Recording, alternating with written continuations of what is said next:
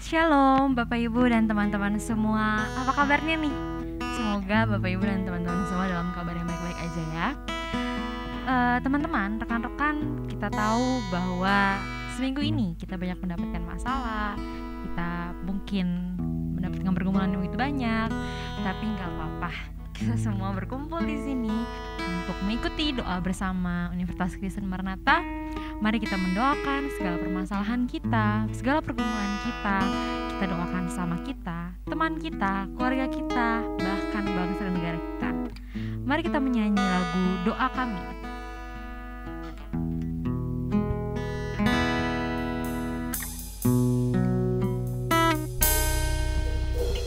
Syukur untuk setiap rencanamu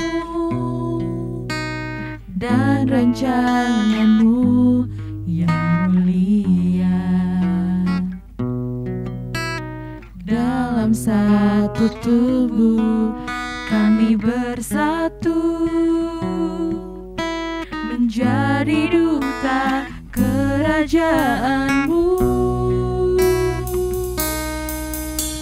Ku ucapkan berkat atas Indonesia, biar kemuliaan Tuhan akan nyata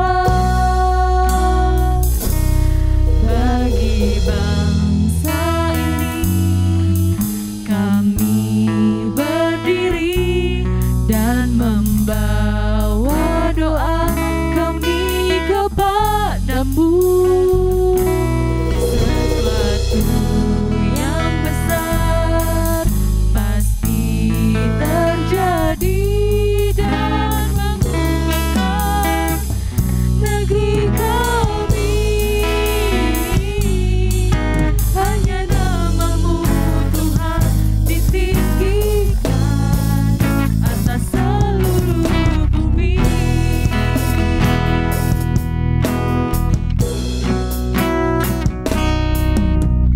Kami rindu melihat Indonesia pulih dari semua problema, hidup dalam jalan kebenaran-Mu, pancarkan terang kemuliaan-Mu. Ucapkan berkat atas Indonesia, biar kemuliaan Tuhan akan nyata bagi bangsa ini. Kami berdiri dan membawa doa kami kepadamu. Sesuatu yang besar pasti terjadi dan mengubahkan negeri kami. Hanya namamu Tuhan ditinggikan atas seluruh bumi.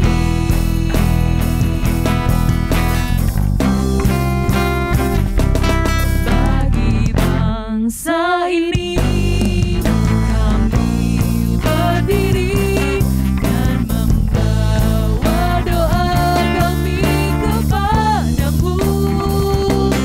Sesuatu yang besar pasti terjadi dan mengubahkan negeri kami. Hanya namamu Tuhan ditinggikan.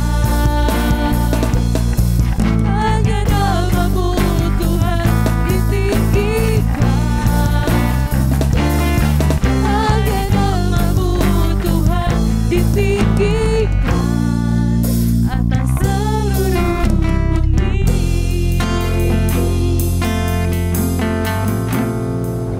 Mari kita bersama sebelum membaca firman Tuhan kita berdoa lebih dahulu. Bapa yang mengasihi kami, pada kesempatan ini kami akan melakukan doa bersama, yang mana kami imani bahwa doa kami Engkau dengarkan, karena setiap doa yang lahir dari iman Engkau kabulkan, khususnya ketika doa itu sesuai dengan kehendak dan rencana Tuhan. Kami ingin Roh Kudus menerangi setiap hati kami, sehingga kami dapat mengerti dengan baik firman yang akan kami renungkan. Kami menyerahkan pemberitaan firman di dalam penyertaan dan kuasa dari Tuhan. Kami berdoa di dalam nama Tuhan Yesus Kristus. Amin. Saudara-saudara yang dikasihi oleh Tuhan, tema yang akan kita renungkan adalah dengan judul Pembawa Damai. Untuk itu kita akan membaca Injil Matius pasal 5 ayat 9 dan ayat 10. Matius pasal 5 ayat 9 dan ayat 10. Tuhan Yesus berkata, "Berbahagialah orang yang membawa damai, karena mereka akan disebut anak-anak Allah. Berbahagialah orang yang dianiaya oleh sebab kebenaran, karena merekalah yang empunya kerajaan sorga."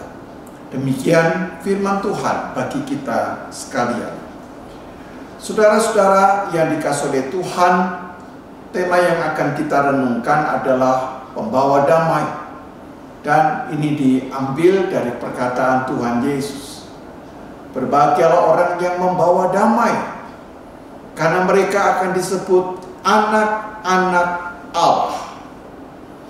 Saudara-saudara yang dikasihi oleh Tuhan, peacemaker, pembawa damai, mungkin tidak pernah dibayangkan sebagai sesuatu yang mudah dilakukan. Kita bisa melihat bahwa begitu banyak terjadi konflik, terjadi permusuhan, bahkan juga sampai terlibat di dalam suatu peperangan. Kita bisa melihat apa yang terjadi antara Rusia dan Ukraina. Rusia sebagai negara yang sangat besar menggempur dan melakukan invasi ke Ukraina. Saudara-saudara, dari sudut persenjataan, dari skala teknologi, pasti Rusia unggul. Dan kita bisa membuat perhitungan bahwa Ukraina, negara yang kecil, pasti akan kalah secara militer. Tetapi pertanyaannya adalah, seandainya Rusia itu menang, apakah dia menang secara politik? Secara militer, Rusia disebut pemenang. Tetapi secara politik, Rusia akan disebut kalah. Karena apa? Karena di dalam politik sebenarnya juga mengandung nilai yang luhur. Nilai yang luhur dari politik adalah apa? Kalau kita juga bisa menghadirkan politik yang membawa damai, politik yang bisa menempatkan diri kita sebagai negara besar, tidak semenang-menang, tidak menggunakan kekuasaannya untuk menghancurkan kehidupan orang-orang di Ukraina. Dan saudara bisa melihat bahwa ketika perdamaian itu dilanggar, maka sesungguhnya dia sedang merusak dan menghancurkan kemanusiaan, menghancurkan humanitas.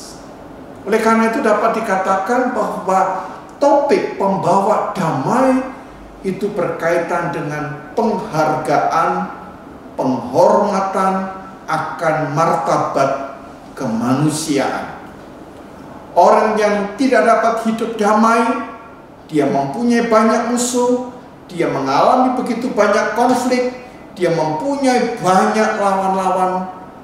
Artinya orang ini mempunyai masalah di dalam penghargaan dan relasi terhadap kemanusiaan. Oleh karena itu saudara-saudara, topik ini sangat penting, bahwa perdamaian berkaitan dengan kemanusiaan, berkaitan dengan humanitas.